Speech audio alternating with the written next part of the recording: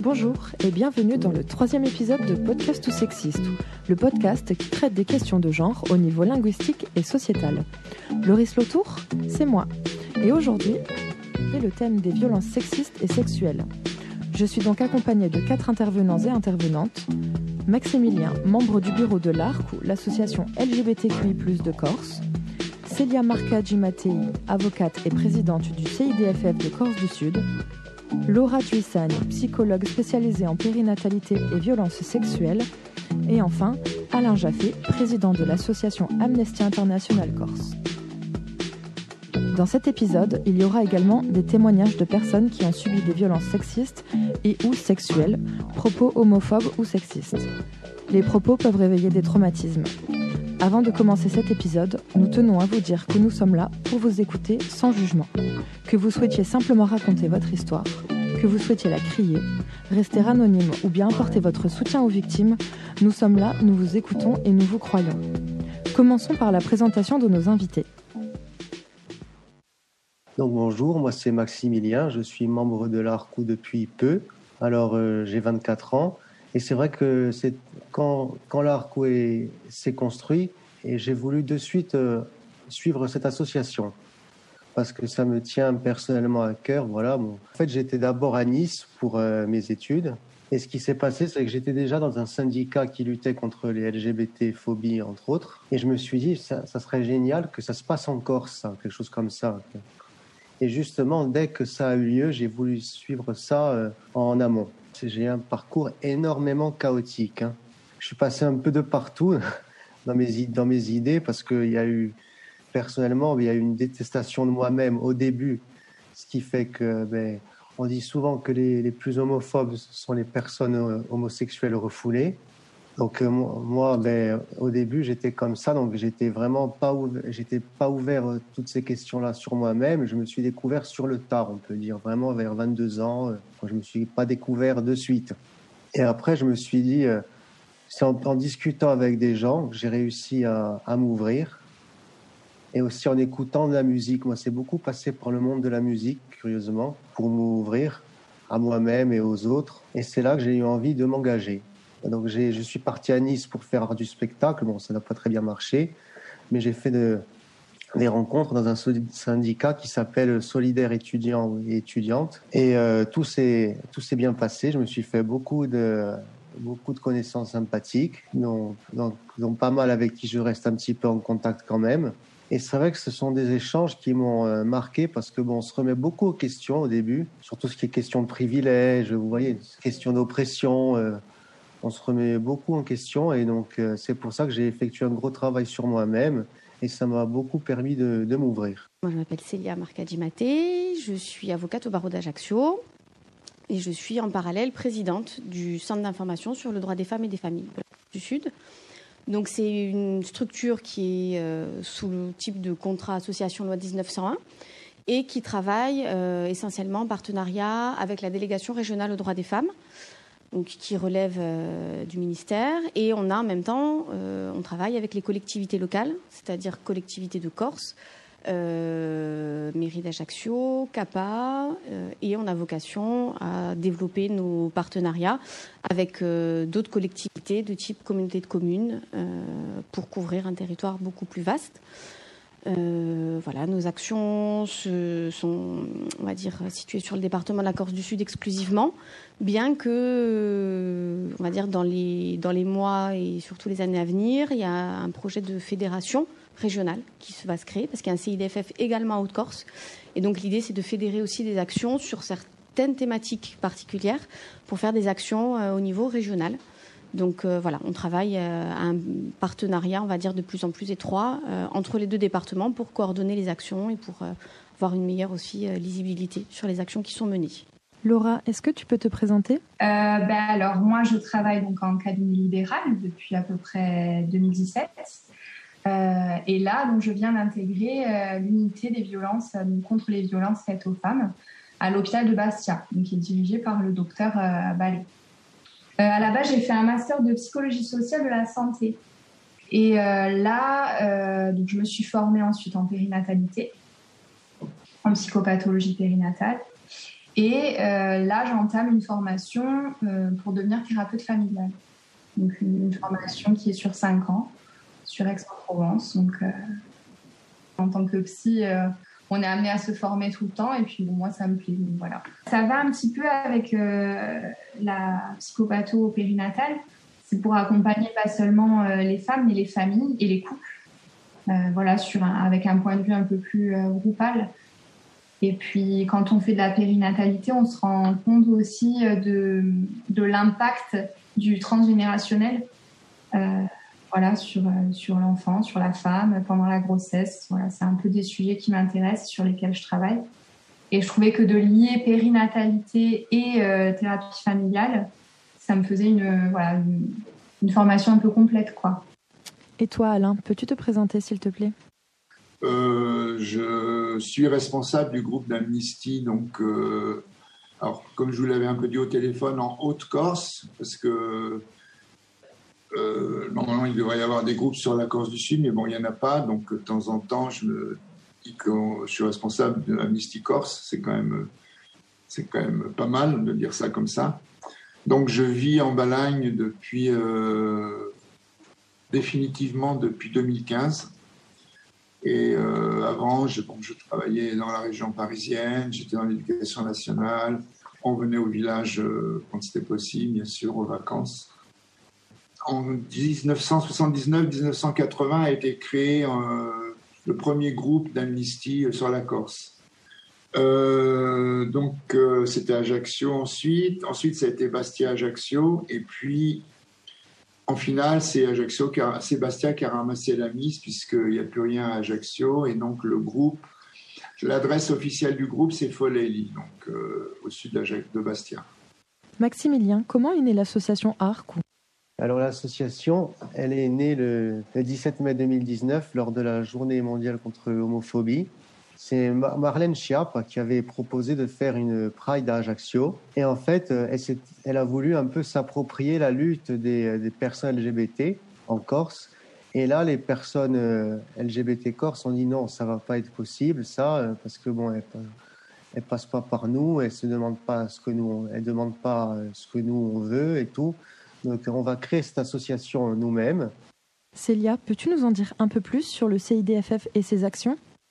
Alors, le CIDFF, c'est accueil droits des femmes et des familles, donc c'est pas exclusivement les femmes, hein, ça inclut les familles, donc également des papas qui rencontreraient des difficultés. Le côté violence conjugale, ça concerne aussi bien les hommes que les femmes, même si on parle beaucoup des femmes victimes de violences conjugales, les hommes ne sont pas exclus de ce type de violence. Et donc la structure sur la Corse du Sud, il y a une directrice qui est coordinatrice. Et on a une juriste qui est diplômée Bac+5 et une psychologue clinicienne qui interviennent sur la structure. L'idée, c'est vraiment de recevoir le public qui a besoin d'avoir des informations, sachant que on reste vraiment cantonné au secteur de l'information juridique. Le CIDFF n'est pas là pour faire du conseil, déjà parce que ses statuts ne le lui permettent pas et que le conseil relève du monopole des avocats. C'est les textes qui le prévoient. Donc on fait de l'information juridique.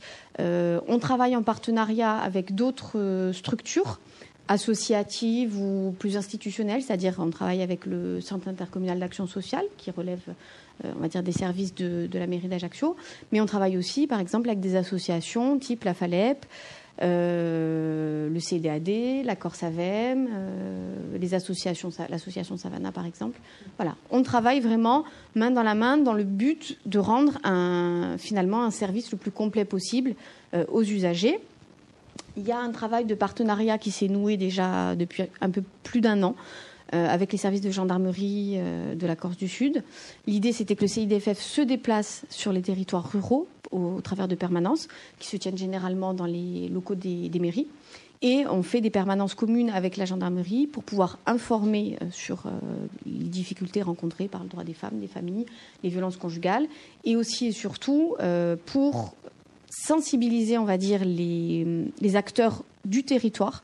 Vous prenez les petites communes rurales, au niveau scolaire, il y a une nécessité de pouvoir déceler des situations qui pourraient paraître préoccupantes. Donc voilà, on sensibilise les acteurs à ces thématiques pour faire aussi du travail de prévention. Parce que aujourd'hui, la sensibilisation en amont et la prévention vont permettre de pouvoir anticiper certaines situations. Parce que la formation des nouvelles générations à la question de l'égalité homme-femme, elle est primordiale. À la question du genre, elle est primordiale. Et pareil, pour déceler les situations qui pourraient paraître préoccupantes sans qu'on en soit nécessairement, on va dire, dans une situation de violence qui soit caractérisée.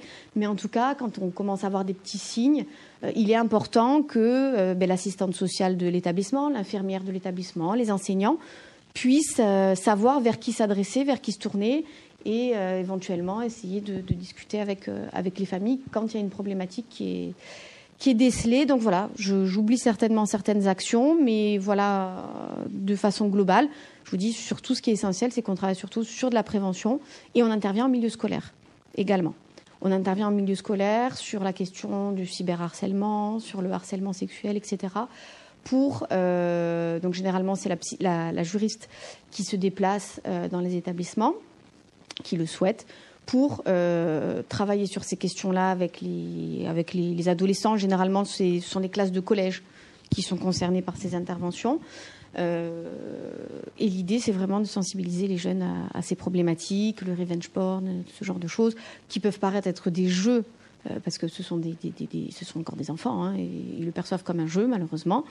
Mais les conséquences psychologiques et les conséquences juridiques qui peuvent en découler sont dramatiques. Donc il est quand même important qu'ils soient sensibilisés à ça. Et souvent, les retours, c'est on n'imaginait pas que ça pouvait être ça. C'est bon, c'est une photo, voilà. Mais à l'heure des réseaux sociaux, c'est beaucoup plus compliqué. Puis surtout à leur âge. Alors j'étais en 3e et le fils d'amis à mes parents dormait chez nous, dans la chambre d'amis, comme il avait déjà fait plusieurs fois quand ses parents s'absentaient. Donc chacun vivait sa vie, moi je rentre du sport, donc je vais prendre une douche. Alors détail important, dans ma salle de bain, il y a une fenêtre qui donne sur le jardin. Elle est cachée à 90% et elle donne sur une partie du jardin où personne ne va, donc on peut pas me voir par hasard quand je suis sous la douche. Mais si on cherche vraiment à me voir, on peut. Donc je me douche tranquille, les yeux fermés, douche chaude, donc de la buée sur la vitre. Et à un moment, j'ouvre les yeux et là, je vois des mains par la fenêtre. Au début, je comprends pas et au bout de quelques secondes, je vois un iPod dans ses mains. Donc oui, c'était il y a un moment. Du coup, là, je tape sur la vitre pour lui faire peur et il part. Je sors de la douche en laissant l'eau couler, je mets une serviette, je referme la porte de la salle de bain et je l'attends dans sa chambre qui en fait était juste à côté de la salle de bain. Et donc lui, pensant que j'étais toujours sur la douche, rentre dans sa chambre. Et à partir de là, c'est un peu flou. Je le chope, je le plaque contre le mur, je lui mets un coup de poing, je récupère l'iPod. Il dit un truc du style c'est pas pour moi, c'est pour des garçons plus grands qui m'ont dit de le faire. Il était un peu plus petit que moi. Et je crois que j'ai gardé l'iPod quelques jours puis que je l'ai juste foutu à la poubelle. Sur le coup, j'en ai pas parlé à mes parents parce que je voulais pas les mettre dans une situation délicate vis-à-vis de leurs amis. J'en ai parlé à quelques copines très proches, à mon copain de l'époque, mais on n'était pas vraiment choqués ni les uns ni les autres puisque au final, il y avait rien, j'avais récupéré les photos. Moi, j'étais plus triste parce qu'il avait ruiné notre amitié, quoi.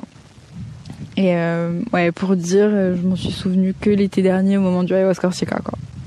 Enfin, par contre, depuis qu'il a fait ça, je peux plus prendre de douche les yeux fermés. Du coup, j'espère lui avoir fait assez peur ce jour-là pour qu'il n'ait pas recommencé avec d'autres personnes. Mais franchement, je regrette de pas en avoir parlé à mes parents sur le coup, quoi. Parce que quand même, si je m'en étais pas aperçue et que j'avais pas récupéré les photos, il y aurait des photos de moi à poil sur les téléphones de tous les garçons de Bastia sans que j'y ai consenti. Donc voilà, donc on essaye de faire ces actions. Elles sont multiples. On a travaillé avec l'Institut de formation des infirmiers pour déceler les situations de violence conjugale. Donc il y a des formations qui ont été faites. On travaille avec les assistantes sociales également de la collectivité de Corse, anciennement le département de Corse du Sud, pour faire des orientations tout simplement. On travaille dans les CAF. Il y a des permanences. Il y a d'autres projets qui sont en cours et il y a aussi un outil qui est très intéressant pour le droit des femmes et des familles. Il y a un espace rencontre qui a été créé, qui a été relancé sur le département de la Corse du Sud et qui a pour fonction, on va dire, de recevoir les familles quand il y a une rupture de lien entre l'un des deux parents et l'enfant. Donc là aussi, c'est un travail qui se met en place en présence de la psychologue qui est là pour accompagner l'enfant et le parent. Soit ça se fait sur la base d'ordonnances du juge aux affaires familiales, c'est-à-dire que c'est le juge qui le demande pour pouvoir recréer le lien parent-enfant, un lien qui a disparu, ou parce que l'un des deux parents présente un danger pour l'enfant, parce qu'il y a ces cas de figure qui se présentent, ou alors c'est mis en place à la demande des deux parents. Il faut que les deux parents soient d'accord pour la mise en place de cette mesure, de recevoir l'enfant dans un lieu médiatisé, c'est-à-dire en présence de tiers, pour que l'autre parent ne se retrouve pas tout seul, on va dire, avec un enfant qui pourrait potentiellement être en danger. Pourquoi as-tu voulu devenir psychologue, Laura ? En 2017, donc, j'ai eu la chance de faire la rencontre d'une sage-femme qui est ensuite devenue une amie. Et c'est un peu grâce à elle que j'ai découvert la périnatalité. Parce qu'on a commencé à travailler ensemble, d'abord à beaucoup échanger, puis ensuite on a travaillé ensemble, c'est-à-dire qu'elle m'orientait les patientes qu'elle sentait assez vulnérables au niveau psychique. Et voilà, donc après c'était aussi un moment, c'était pile au moment où on a commencé en fait à vraiment parler aussi des violences obstétricales. Je ne sais pas si vous vous souvenez, mais il y a eu vraiment un moment où sur les réseaux sociaux, un peu partout, voilà, la parole commençait à se libérer à ce niveau-là. Et on entendait de plus en plus, c'était un peu affolant d'ailleurs, on se disait, bon, qu'est-ce qui se passe ? Donc voilà, on échangeait pas mal là-dessus et il y a eu pas mal de témoignages qui sont sortis. Donc en plein essor MeToo, en quelque sorte. Quelles sont les actions d'Amnesty International, Alain ? Rapidement, l'historique d'Amnesty International, je vais être un peu rapide, c'est une ONG qui a été créée en 1961 par un avocat anglais qui s'appelle Peter Benenson, qui un jour dans l'Observer lisait un article. En 61, c'était l'époque de la dictature au Portugal. Et donc, il lisait un article dans l'Observer où on parlait de jeunes étudiants qui avaient fortement critiqué le politique du Portugal et ils ont été emprisonnés aussitôt pour délit d'opinion. Donc, lui, c'est dans une grande colère et il a monté quelque chose, une structure qui très vite est devenue Amnesty International. Au départ, non, bien sûr, mais il a commencé à créer quelque chose qui a pris de l'ampleur. En 1971, c'est-à-dire 10 ans après, la France crée sa première section française d'Amnesty. Voilà. Et en 1977, Amnesty International recevait le prix Nobel de la paix.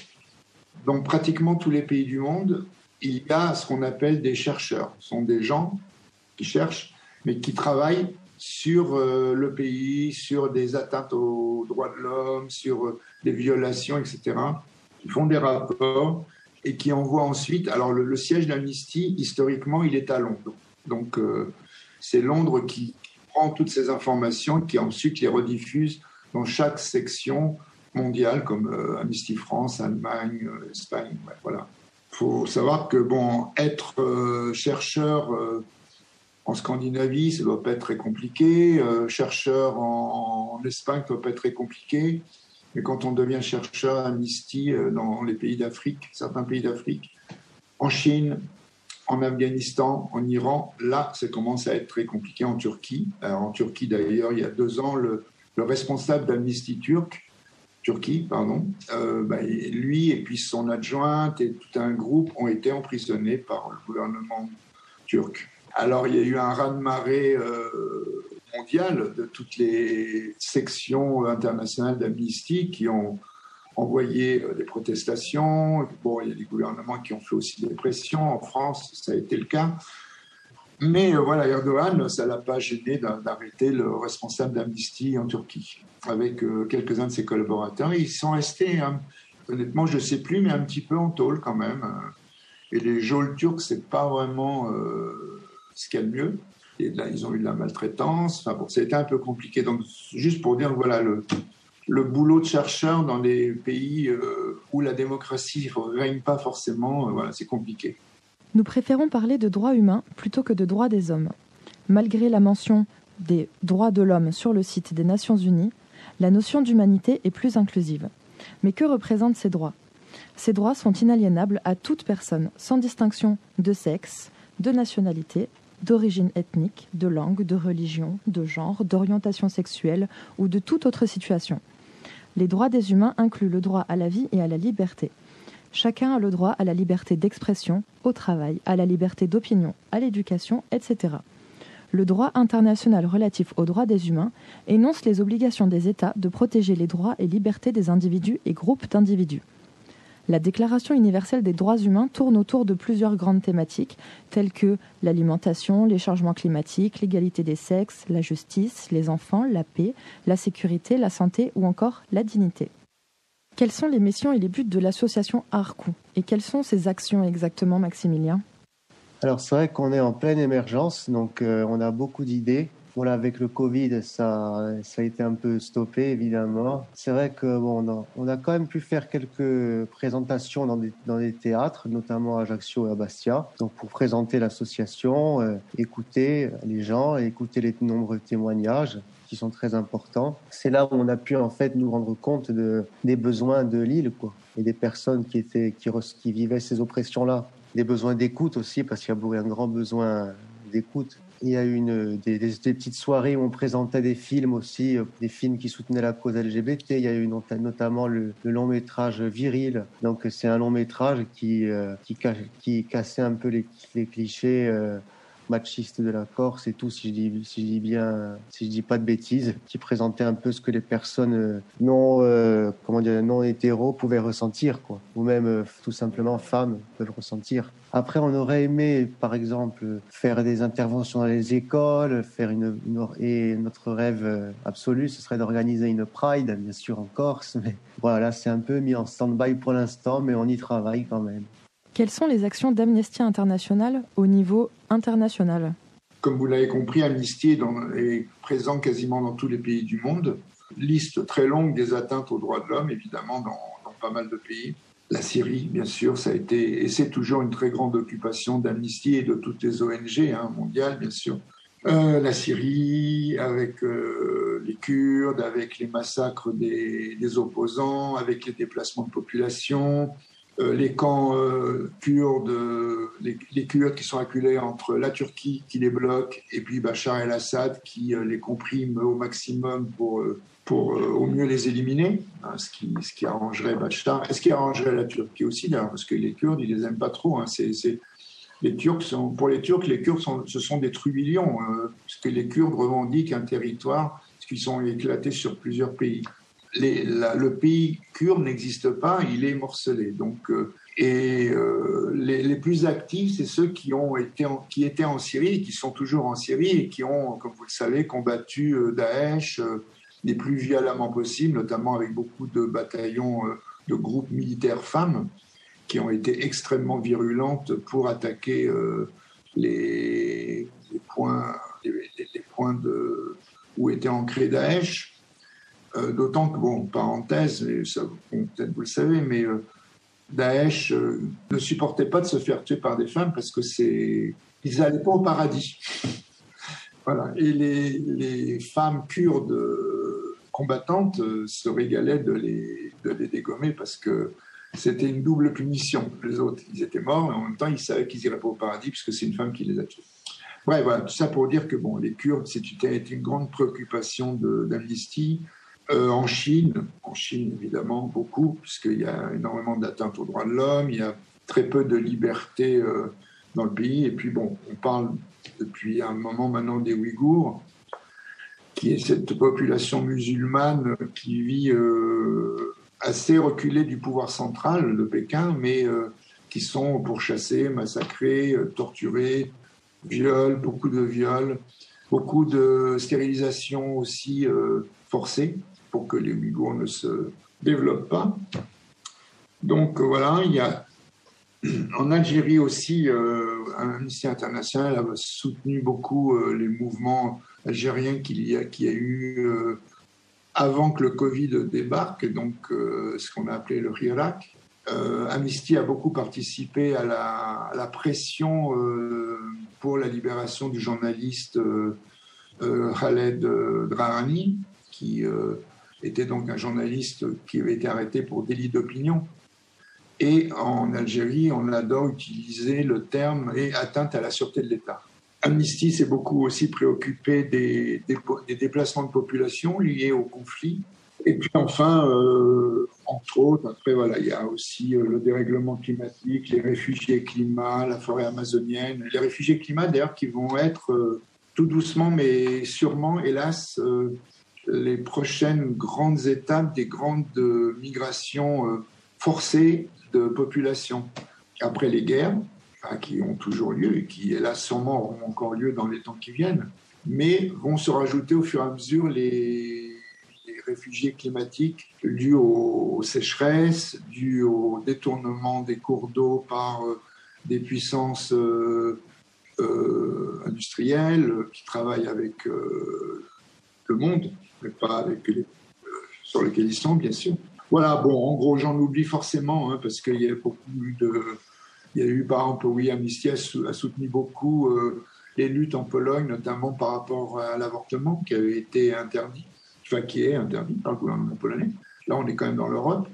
Et quelles sont les actions locales ? Donc, alors, on fait des présences dans l'année sur la place Saint-Nicolas à Bastia, avec une grande table, avec plein de choses qui jettent, parce qu'il y a du jaune. Amnesty International, c'est jaune. L'emblème d'Amnesty, c'est jaune, avec une belle bougie, avec des barbelés autour, l'espoir. Donc, on a des revues, on a des pétitions à faire signer. Donc, on rencontre les gens à ce moment-là. Tous les ans, au mois de décembre, il y a la journée mondiale de la campagne de signature pour Amnesty. C'est-à-dire que dans le monde entier, chaque groupe, chaque section d'Amnesty est appelée à faire quelque chose comme c'est possible de faire. Donc, nous, autour de cette date-là, on s'installe place Saint-Nicolas et Amnesty France choisit 10 cas dans le monde à soutenir.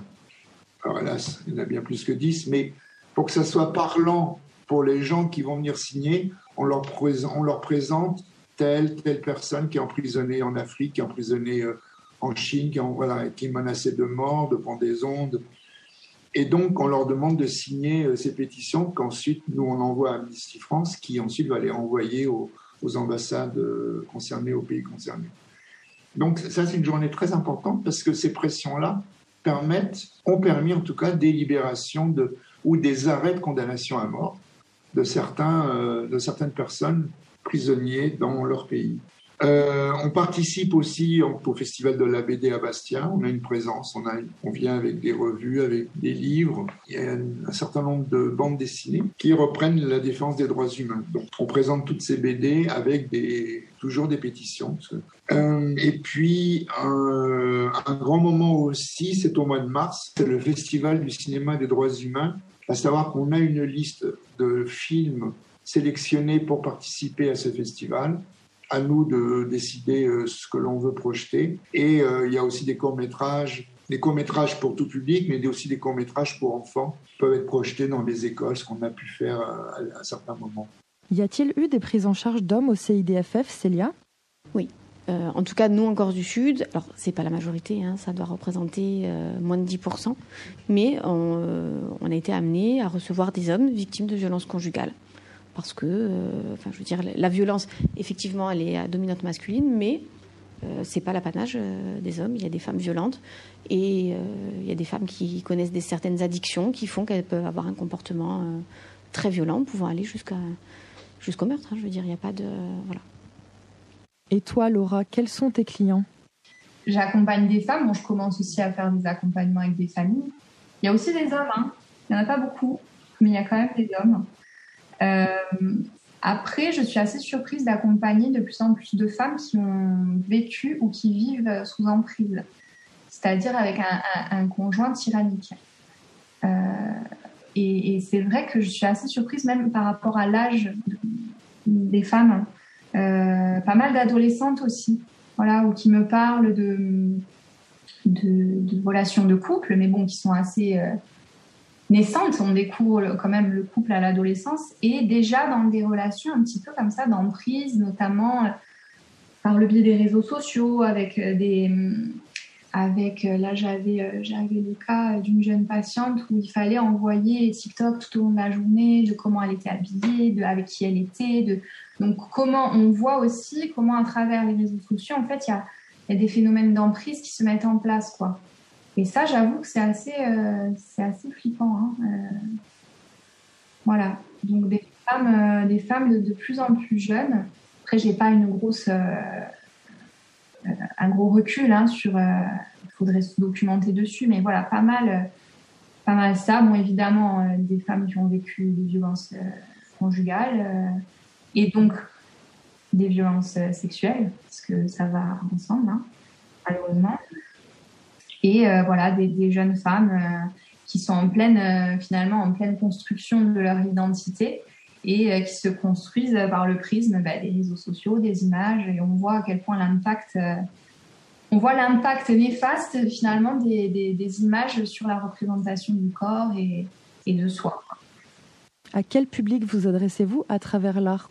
Alors, déjà, les personnes ayant témoigné lors de la soirée d'ouverture à Bastia, ce sont beaucoup de jeunes, principalement des jeunes LGBT. Oui, il y a eu beaucoup de gens quand même qui étaient, alors je dirais, touchés par cette cause-là, qui ont voulu rejoindre l'association quand même. Et ce sont des personnes de tout âge, voilà, qui étaient touchées par ce sujet, tout simplement. Alors c'est vrai qu'il y a beaucoup de femmes, parce que nous, en fait, on pratique ce qu'on appelle l'intersectionnalité quand même. Ça veut dire que les oppressions un peu s'articulent entre elles. C'est pour ça que les femmes aussi, donc, elles vivent des oppressions. Donc on a voulu les inclure aussi. En fait, on ne fait pas que les oppressions LGBTI. On fait aussi bien tout ce qui est féministe.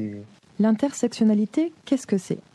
C'est en fait une notion employée en sociologie et en réflexion politique qui désigne la situation de personnes subissant simultanément plusieurs formes de stratification, de domination ou de discrimination dans une société donnée. Laura, tu nous as parlé de cette sage-femme qui te réorientait ses patientes. Comment ça se passait ?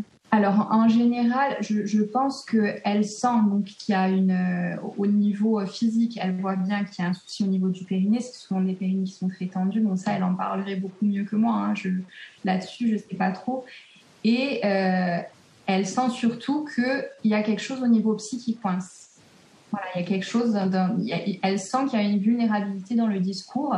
Et c'est pour ça qu'on formait un bon duo, parce que du coup, elle m'orientait les patientes à ce niveau-là, et puis ensuite, on pouvait échanger et vraiment accompagner la patiente de façon plus globale, quoi, et pas seulement sur un des sujets. Voilà. Après, c'est vraiment à ce moment-là que j'ai voulu me spécialiser en quelque sorte, que j'ai vraiment compris que c'était accompagner les femmes qui me plaisait.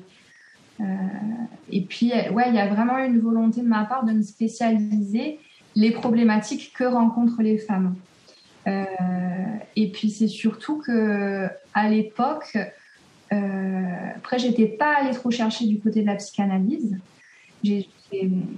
Mais en tout cas, en faisant un petit peu le tour des bibliothèques universitaires, je trouvais absolument pas de littérature qui pouvait répondre aux problématiques que rencontraient mes patientes. Donc ça, sur le moment, ça m'a posé question. Après, j'ai pas fait de revue de la littérature sur le sujet parce que je pense qu'on trouverait beaucoup de choses, même en psychanalyse, tout ça.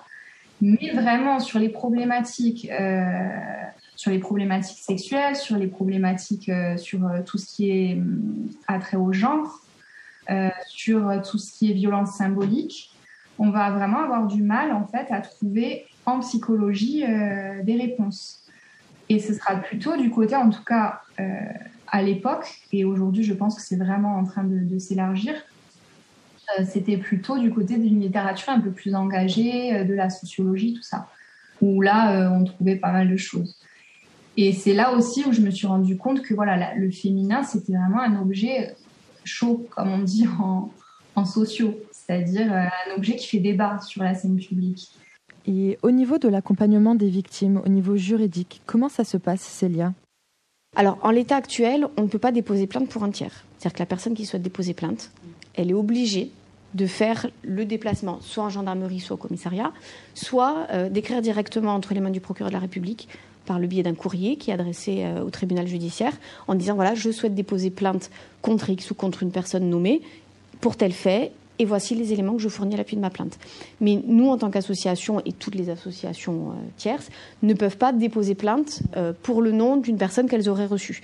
Par contre, il arrive qu'il y ait des situations qui soient un peu compliquées ou des personnes qui soient... Alors, pas réticentes à déposer plainte, parce que notre rôle n'est pas de les forcer à déposer plainte. L'idée de la plainte, les délais de prescription sont quand même relativement longs. Donc, on n'a pas...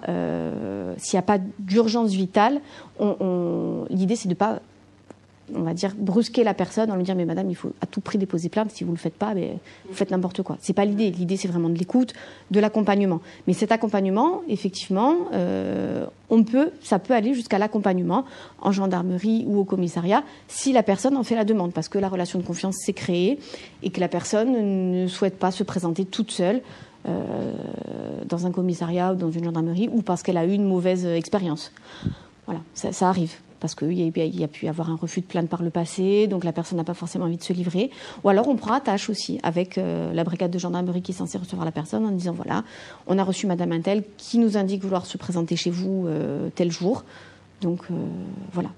On essaye de préparer le terrain au vu de la situation, et après c'est vraiment en fonction des situations, c'est au cas par cas. Hein. Il y a un canevas, on va dire, mais on ne reste jamais dans le cadre parce que chaque situation est différente, donc on s'adapte à la situation. Il y a des situations quand les femmes veulent quitter le logement, avec ou sans enfants, ça arrive, et à ce moment-là, c'est le CHRS de la Falep qui s'occupe de l'hébergement.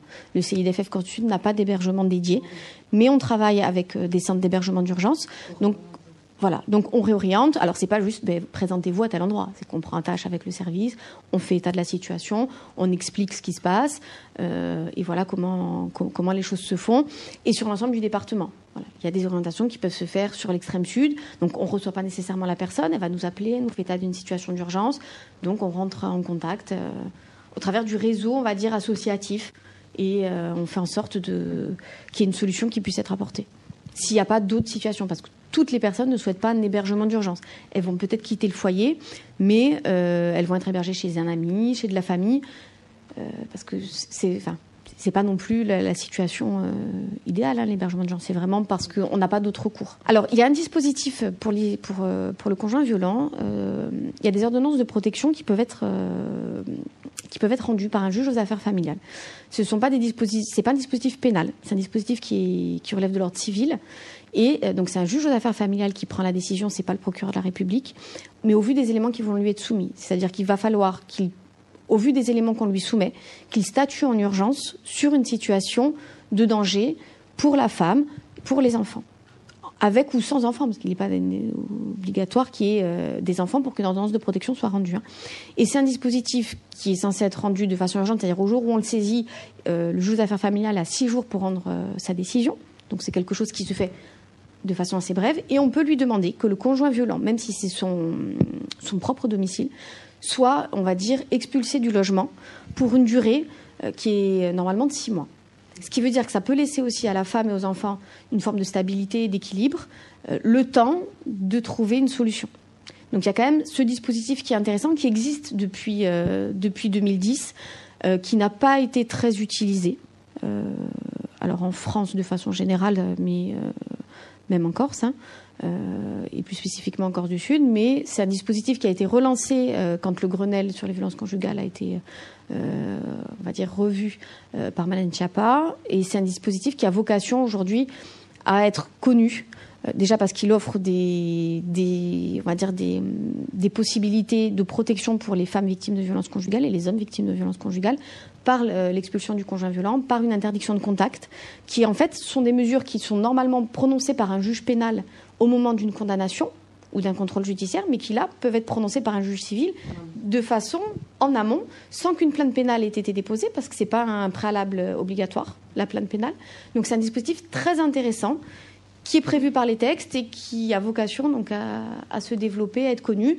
Après, il y a une chose qui est certaine, c'est que le juge aux affaires familiales, quand il prend sa décision, lui, il a besoin quand même d'avoir des éléments qui lui permettent de se convaincre de cette situation de danger. Parce que les conséquences, elles sont quand même importantes.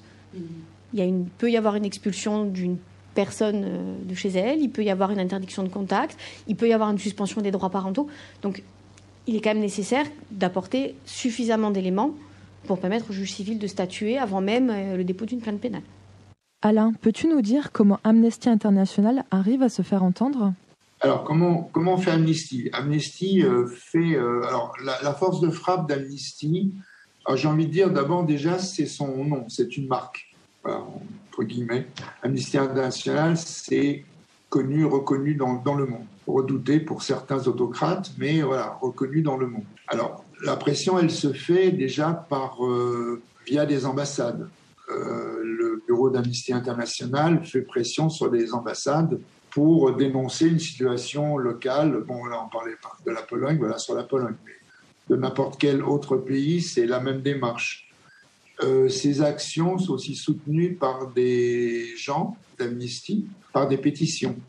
C'est un peu l'arme habituelle depuis le début d'Amnesty, c'est écrire des lettres, faire des pétitions qui sont envoyées ensuite auprès des consulats, auprès des ambassades concernées.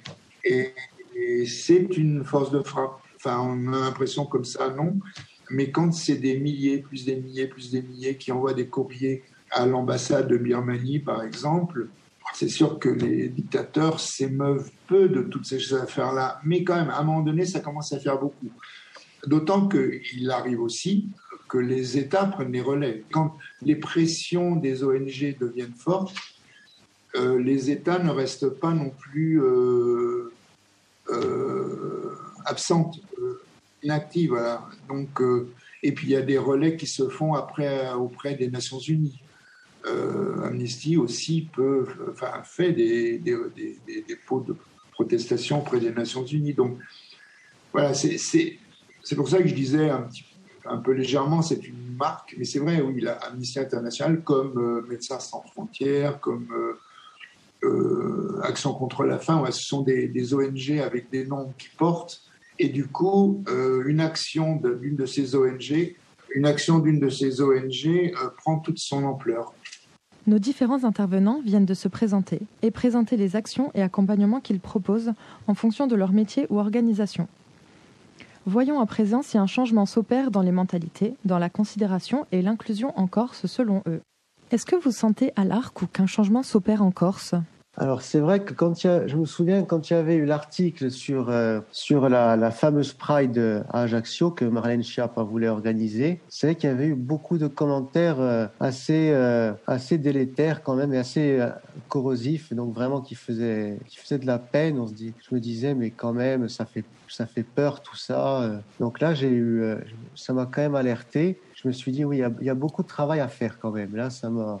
Eh bien, au final, quand j'ai vu le nombre de personnes, ça c'était avant la soirée d'ouverture à Bastia, le 17 mai. Lorsqu'il y a eu la soirée d'ouverture, j'ai vu le nombre de personnes qui ont applaudi ces jeunes qui sont venus se présenter et faire un discours. Eh bien, là, je me suis dit, ah oui, quand même, pas tout le monde est comme ça. C'est là où je me suis dit, il y a quand même beaucoup de diversité en Corse au niveau de la pensée politique. Célia, trouves-tu qu'il y a une diminution des violences ou changement positif des mentalités en général ? La société s'empare de ces sujets qui étaient pendant longtemps, on va dire, laissés un peu tabous, un peu de côté.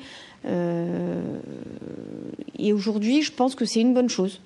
C'est une bonne chose parce que on prend conscience de quelle est la situation des femmes aujourd'hui dans la société, de ce qu'elles subissent, de ce qu'elles ont pu subir dans leur enfance. Alors, femmes ou hommes, parce qu'attention, je veux vraiment pas exclure les hommes de ces situations, parce que les violences à caractère sexuel concernent aussi les hommes, concernent beaucoup les jeunes enfants, et les violences conjugales aussi. Mais on a toujours tendance à aller vers cette situation en parlant des femmes, parce qu'elles sont majoritairement concernées par ce type de fait-là. Mais c'est important de dire qu'aujourd'hui, la société s'est emparée de ce sujet, que la société civile, parce qu'il y a la société politique, mais la société civile aussi s'est emparée de ce sujet. Aujourd'hui, ce sont des sujets dont on peut parler en famille, dont on ne parlait pas forcément il y a 10-15 ans, parce que les violences conjugales étaient tabous, les violences à caractère sexuel étaient tabous, les regards appuyés sur des mini-jupes étaient tabous, en disant oui, mais en même temps, peut-être que la jupe elle est un peu trop courte. Alors qu'aujourd'hui, on prend quand même conscience que c'est pas normal. C'est pas normal qu'une jeune femme ait peur de sortir dans la rue, ou qu'elle se pose la question de savoir est-ce que de par sa tenue, elle va éveiller ou elle va susciter des comportements qui vont pas être normaux. Voilà. Et ça, c'est pas normal. C'est pas normal de se dire aujourd'hui, voilà, j'ai une jupe, je me suis habillée comme j'avais envie de m'habiller, mais est-ce que je vais pas susciter en face un regard appuyé, quelque chose de désagréable? Et ça, c'est bien que les jeunes filles, que les jeunes femmes en prennent conscience, et que finalement nos aînés aussi prennent conscience de la situation, parce qu'elles aussi, elles ont vécu ces situations-là, hein. Sauf que c'était normal. Voilà. Peut-être que les mains aux fesses, bon ben voilà, on passait outre. Aujourd'hui, c'est choquant de voir une main aux fesses. Mais la société est passée outre pendant des années en disant, bon, ben, on entendait souvent, oui, peut-être que la personne l'a cherché. Non, on ne cherche pas. Chaque personne est indépendante, chaque personne est libre de faire les choses comme elle le souhaite, comme elle l'entend, et elle n'a pas à subir une quelconque agression.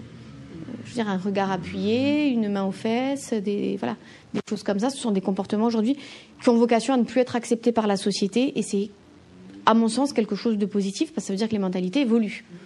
Maximilien, est-ce que tu sens plus d'acceptation et d'évolution sur les questions de genre, les orientations sexuelles de chacun ou chacune, et plus d'affirmation en Corse? Alors oui, non, je pense que ça, il y a quand même un début. Je pense qu'on est sur les débuts de quelque chose quand même, hein. Pour vous donner un exemple, je suis allé voir une pièce de théâtre que l'Arcou proposait, en fait. Alors, je ne sais plus le titre, mais c'était en fait 2 personnes homosexuelles qui vivaient leur homosexualité. Je crois qu'au départ, elles étaient sur Paris, puis après, elles venaient en Corse. C'était ça le pitch de la pièce. Et il y en avait un qui était out et l'autre qui n'était pas out. Donc ça veut dire qu'il affirmait qui disait tout simplement qu'il était homosexuel, et l'autre qui ne le disait pas. Et les comédiens à la fin témoignaient et disaient, mais on a fait cette pièce-là, on l'a d'abord jouée dans des villages corses. On pensait vraiment qu'on allait se faire caillasser les voitures à la fin, à la sortie de la pièce. Et ben non, les gens nous écoutaient. On a eu un très bon accueil là-dessus. Et par contre, au niveau de la considération et de la libération de la parole chez les garçons, il n'y a pas d'amélioration, Célia? Il est vrai qu'ils ne font pas partie de la majorité des faits dénoncés, parce que je pense qu'il y a un verrou qui est compliqué à faire sauter en disant, voilà, qu'est-ce qu'on va penser, qu'est-ce qu'on va en dire. C'est certainement plus compliqué, et peut-être parce que est-ce qu'on porte plus d'attention aux paroles des femmes parce qu'elles sont majoritaires, je ne sais pas. Et il y a aussi, je pense, peut-être la crainte du regard après qu'on va porter là-dessus, parce que ce ne sont pas des faits qui sont dénoncés de façon majoritaire, ce qui veut dire qu'ils vont se retrouver un peu peut-être en marge par rapport à l'ensemble du mouvement, et peut-être l'idée c'est de les amener, à mon sens en tout cas, hommes comme femmes, à libérer leurs paroles, parce que c'est une chose qui est primordiale, ne serait-ce que pour pouvoir se reconstruire, parce que ce sont des choses qui vous détruisent, et pour pouvoir avancer, c'est d'en parler, c'est une première chose. Alors ça ne va pas résoudre tous les problèmes, hein. Ça va pas résoudre tous les problèmes, ça va pas vous apporter une solution immédiate, mais en tout cas déjà d'en parler, ça va permettre de faire sauter le blocage, de dire qu'est-ce que vont penser les autres, parce que les autres vont avoir une approche bienveillante vis-à-vis de ces jeunes hommes, hein. L'approche, elle sera bienveillante, la personne sera entourée, la personne bénéficiera des mêmes, on va dire des mêmes dispositifs que les femmes. Il n'y a pas de différence qui sont faites à ce niveau-là. Après, est-ce que peut-être la difficulté, c'est comment ça va être perçu, parce qu'on va savoir que j'ai été victime de tel fait et c'est peut-être compliqué. Je ne sais pas. Mais en tout cas, quoi qu'il en soit, il faut que ces personnes-là aient conscience que elles feront l'objet d'une bienveillance, d'un accompagnement par les personnes qu'elles seront amenées à rencontrer dans le cadre de la prise en charge, hein, que ce soit associatif, que ce soit professionnel du droit, que ce soit les services de police, de gendarmerie, etc. Et il y aura une prise en charge qui sera complète, en tout cas qui leur sera proposée de façon complète. Après, libre à eux de faire leur choix et de voir comment ils souhaitent être accompagnés. Et après, voilà. Mais ça fait partie, on va dire, des éléments, à mon sens, importants. Et donc, Alain, quelles sont les interventions que vous faites dans les écoles? Avec le travail ce qu'on appelle en EDH, dans le jargon, c'est-à-dire éducation aux droits humains. Donc ça, c'est Cathy, c'est une autre fille du groupe qui elle a fait des interventions dans le primaire, auprès du lycée. Elle a beaucoup travaillé parce que l'année dernière, c'était les 31 ans de la déclaration de la Convention internationale des droits de l'enfant. Donc, elle a fait de belles interventions avec des expos que Amnesty France nous a envoyés, des triptyques sur des panneaux, enfin avec c'est quoi la Déclaration internationale des droits de l'enfant, ça veut dire quoi? Ça veut dire que les enfants, on réclame qu'ils aient le droit aux soins, le droit à l'école, le droit à la nourriture, le droit à ce qu'il n'y ait pas d'exploitation, bien évidemment, économique. Et ensuite, évidemment, on pense aussi à tout ce qui est le plus malsain, les exploitations sexuelles des enfants, qui existent, hélas. Et puis, il y a aussi ce que l'on a pu voir dans des reportages par moment, ce qu'on appelle les enfants soldats, qui sont donc principalement en Afrique. En effet, en 1989 a été développée la Convention internationale des droits de l'enfant. C'est un traité fondamental et le socle de toute action de l'UNICEF, car les enfants sont plus vulnérables que les adultes. Ils n'ont ni droit de vote, ni influence politique ou économique, et le développement sain des enfants est crucial pour l'avenir de toute société. Donc voilà, elle a fait un petit peu ce travail-là, la discrimination aussi des filles, évidemment, beaucoup, les mariages forcés, le travail, l'égalité entre les garçons et les filles, alors chez nous, qui n'est pas non plus au top, mais bon. Donc c'est vrai que moi, par exemple, quand j'ai démarré, voilà, j'ai eu des réflexions, j'ai eu des messages sur les réseaux sociaux en me disant que j'avais pas les épaules aussi, voilà, que je semblais un peu jeune déjà pour faire ça et un peu fragile. J'ai rencontré des investisseurs, j'ai rencontré des potentiels partenaires financiers qui me demandaient si c'était moi qui avais fait le business plan. Alors que j'avais vraiment fait. Après, je ne vais pas rentrer dans les détails, mais on m'a déjà dit que j'avais peut-être donné des faveurs à certaines personnes pour obtenir en fait des avantages pour l'école. Donc des choses qui ne sortent totalement de nulle part, mais en fait pour ces personnes-là qui sont une minorité. Et le problème, c'est que c'est toujours la minorité visible, mais c'est la minorité finalement la plus active et qui nous touche le plus. Le problème, c'est que pour cette minorité-là, le fait qu'une femme de moins de 30 ans, en plus j'ai un aspect un peu fluet, du coup un peu fragile, puisse monter une école, c'est pas possible en fait, c'est pas possible. Du coup, obligatoirement, il y a autre chose. Oui, on m'a déjà dit que j'étais là aussi pour faire la photo et que derrière, il y avait quelqu'un d'autre qui travaillait. Donc obligatoirement, il y a une autre raison que uniquement la passion ou les compétences qui peuvent permettre de monter un projet. Donc c'est vrai qu'en Corse, je pensais pas qu'il y avait encore ces clichés-là, mais ça existe toujours. Voilà, effectivement. C'est vrai que j'ai la chance du coup d'être associée à Jean-Luc Blénaud, avec qui je travaille depuis le début, qui m'a rejoint du coup quand j'ai créé l'entreprise. Et effectivement, on faisait les rendez-vous ensemble. Donc en général, quand je parlais, en fait, les personnes regardaient Jean-Louis, c'était toujours des hommes. Et plusieurs fois, effectivement, on lui a même fait la remarque, elle est jolie, c'est vous qui travaillez en fait. Voilà, c'est des choses qui sont apparues effectivement plusieurs fois, donc déjà sur le physique. La première des choses de dire, même alors que j'étais à côté, de dire vous avez de la chance, alors que voilà. Donc c'est vrai que c'est des remarques qui finalement, après nous, alors j'ai la chance d'être bien défendue du coup par Jean-Louis, qui est totalement un fervent défenseur du coup de cette égalité-là. Mais c'est vrai que quand nous on fait la réflexion en disant que c'est un petit peu déplacé, on nous dit mais non, voilà, il faut pas le prendre comme ça. Donc c'est vraiment dans le sexisme ordinaire. C'est de l'humour en fait, mais c'est même flatteur quoi. On vous dit que vous êtes jolie, sauf que dans le milieu professionnel, c'est gentil, mais dans le milieu professionnel, on s'en fiche. Je veux dire, on est là pour travailler et montrer des compétences. Donc ça n'a rien à voir du coup. Maximilien, est-ce que l'on prend conscience de la multitude de genres ou d'orientations sexuelles ? C'est vrai que j'ai remarqué que déjà, même de manière générale, pas qu'en Corse, les questions de genre, c'est quand même beaucoup plus complexe. C'est vrai qu'avant de se demander qui on est, on se demande qui on aime, j'ai remarqué au niveau du développement personnel. Donc c'est beaucoup plus, par exemple, de dire que quelqu'un est homo, quelqu'un est bisexuel, c'est beaucoup plus développé, plus courant.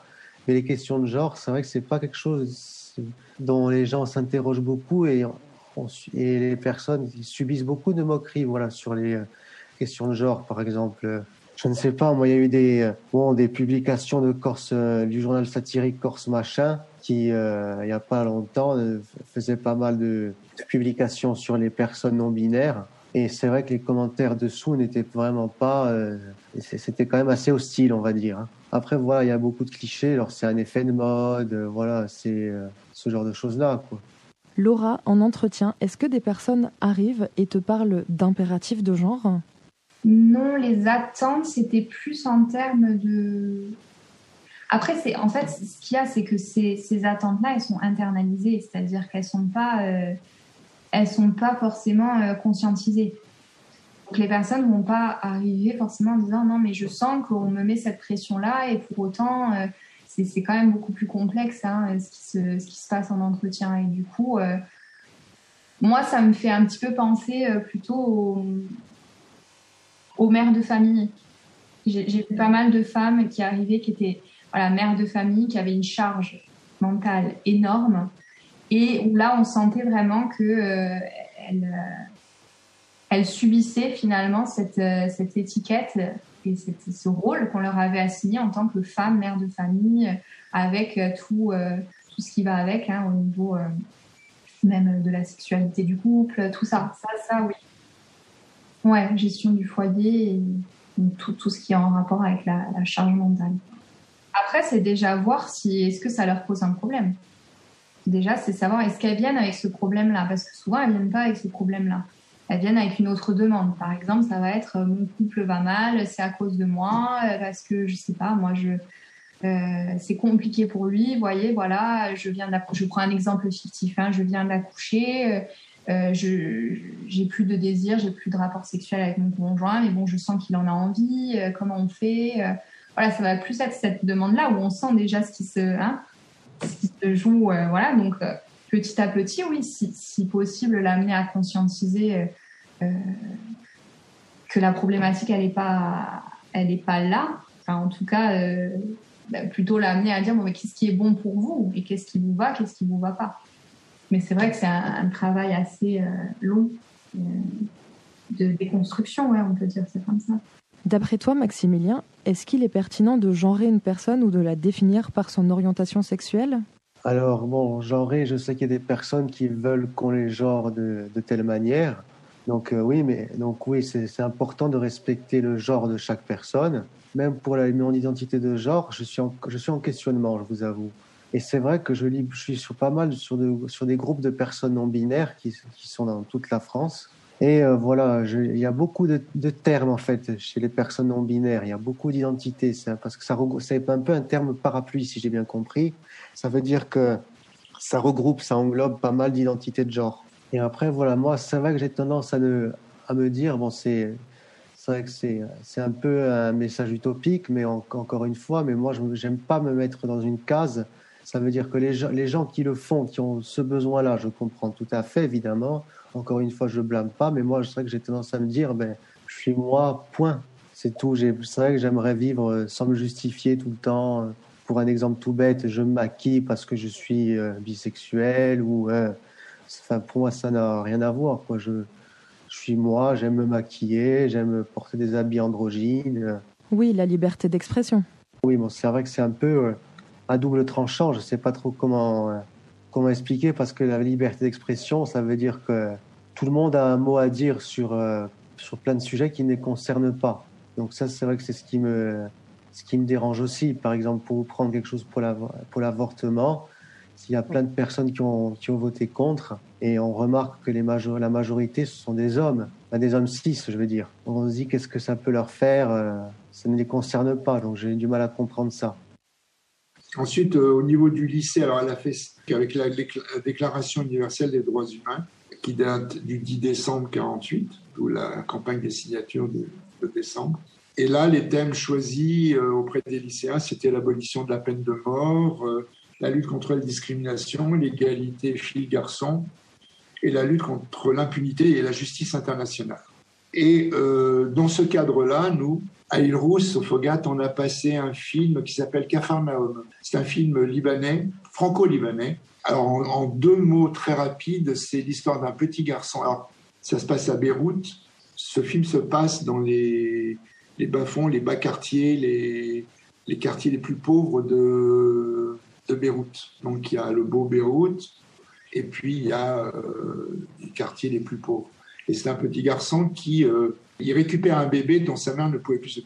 Il est très fort. Le film commence au tribunal parce que le petit garçon, il fait un dépôt de plainte. Donc, le président du tribunal lui dit « Bon alors, t'es là pourquoi, toi ?»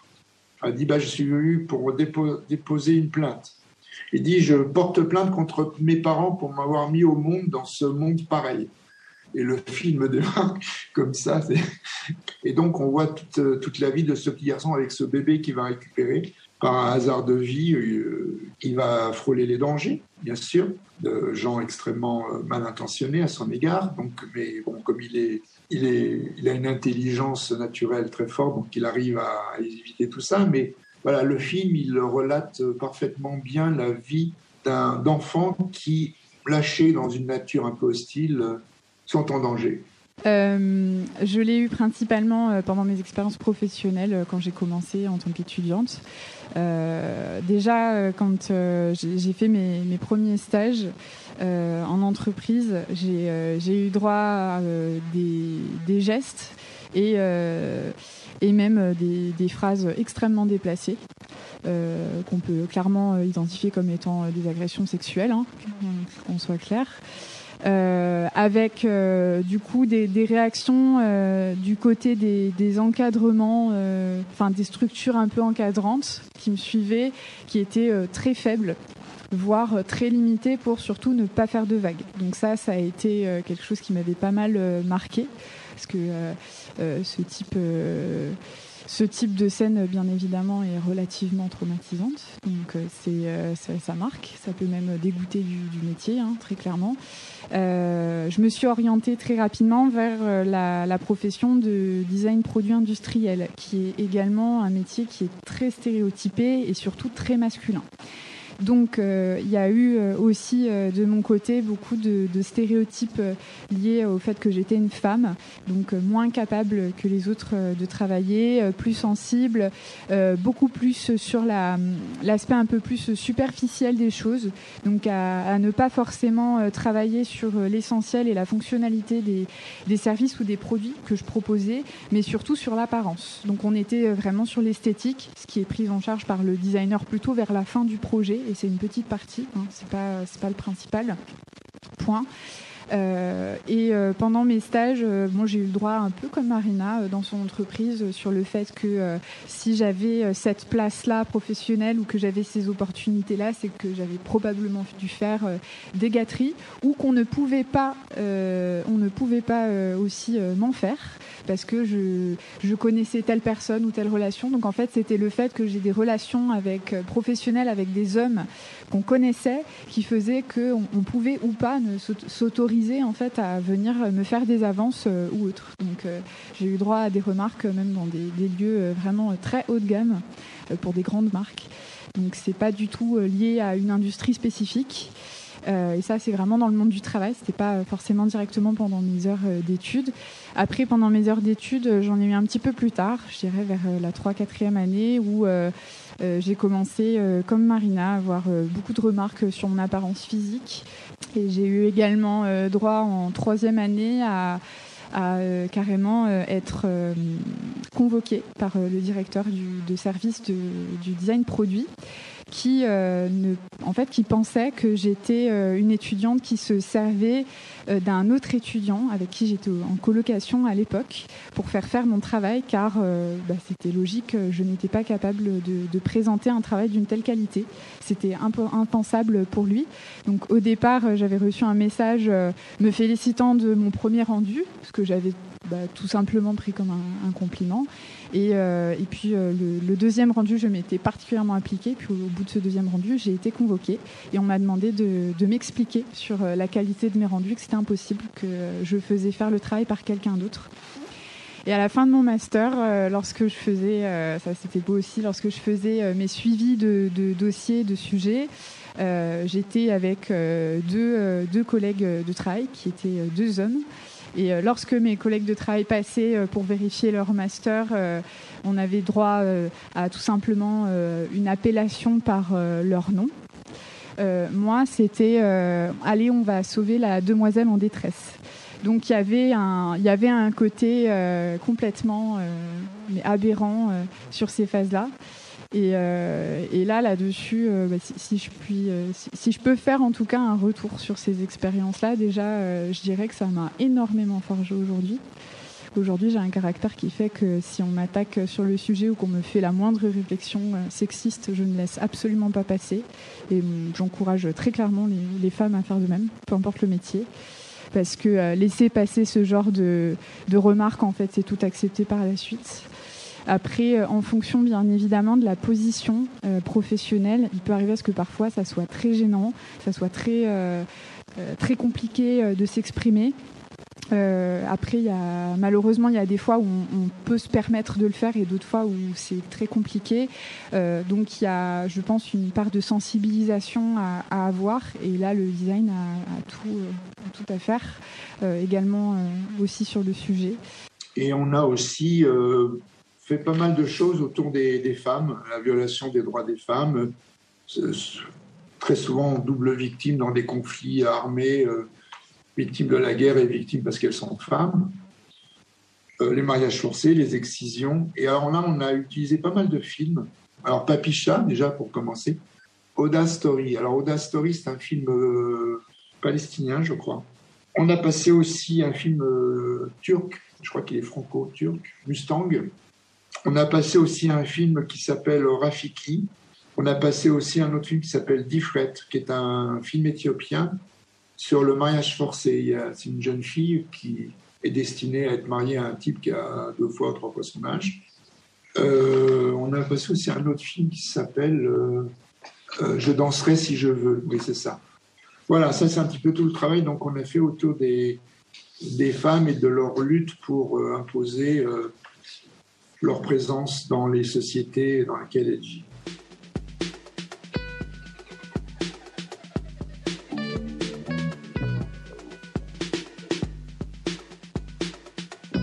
La première partie de l'épisode est à présent terminée.